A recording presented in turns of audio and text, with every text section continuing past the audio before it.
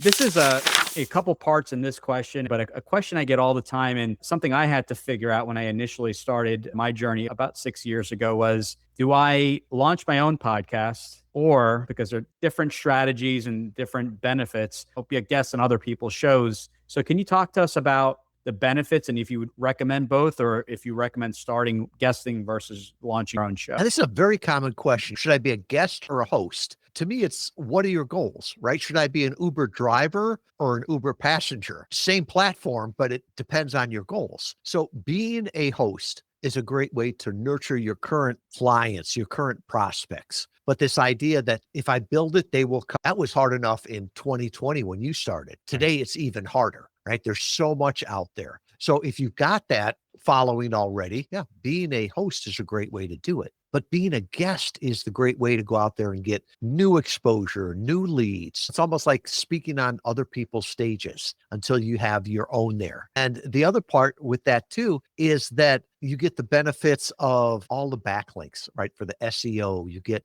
the authority, you get people mentioning you on social media for other ones. So I'm not sure that it's an either or. I think sometimes it's a both. But what I always recommend to people is make sure you've tried the medium before you launch something yourself. We had one of our clients that told us, and I thought she was perfect on this. She said, I was a bridesmaid before I was a bride. What does that mean? She's like, well, before you plan your own wedding, you've seen it behind the curtain. It's the same way. It looks different than if you're just sitting out in the audience. And she's like, if I had just sat out in the audience of a podcast and then try to launch my own, I wouldn't have been as confident. I would have been able to see what I liked, what I didn't. We work with a lot of podcast production agencies, right? We don't produce podcasts ourselves, but they'll come to us and they call it phase zero. So while they're getting ready to produce the podcast, there's usually about a 90-day period from when you start to when it goes live. They say, go out there and get some reps on other people's podcasts, talk with them, see how they have it set up, practice on other people's stage before you start your own. Guesting builds authority fast,